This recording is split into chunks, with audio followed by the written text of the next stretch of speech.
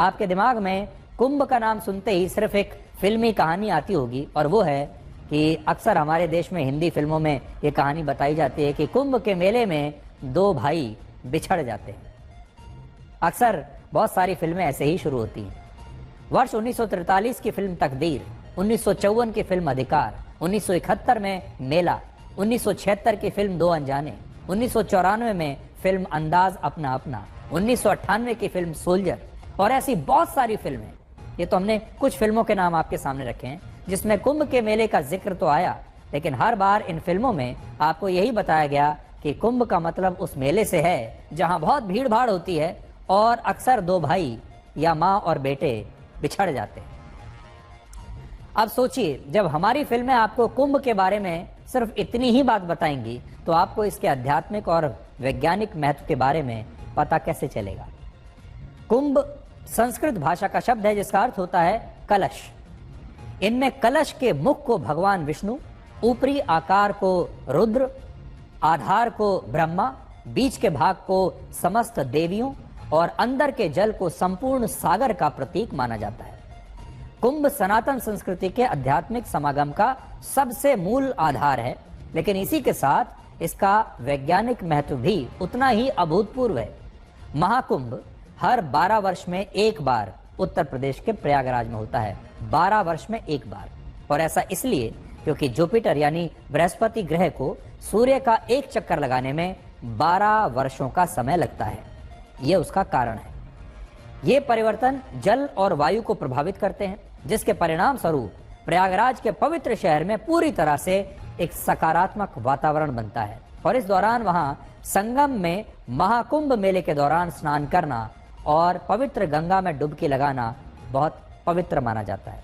इसके अलावा बृहस्पति ग्रह को ज्ञान और अध्यात्म का कारक माना जाता है, और जब ये ग्रह सूर्य का एक चक्कर 12 वर्षों में पूरा करके कुंभ राशि में प्रवेश करता है तो इसी से महाकुंभ की स्थिति बनती है। इसके अलावा कुंभ एक ऐसा विशेष पर्व है जिसमें तिथि, ग्रह, माह आदि का अत्यंत पवित्र योग होता है, और कुंभ पर्व का योग सूर्य, चंद्रमा, गुरु और शनि के संबंध से सुनिश्चित होता है। लेकिन आज बहुत सारे लोगों को इन बातों के बारे में कोई जानकारी ही नहीं है।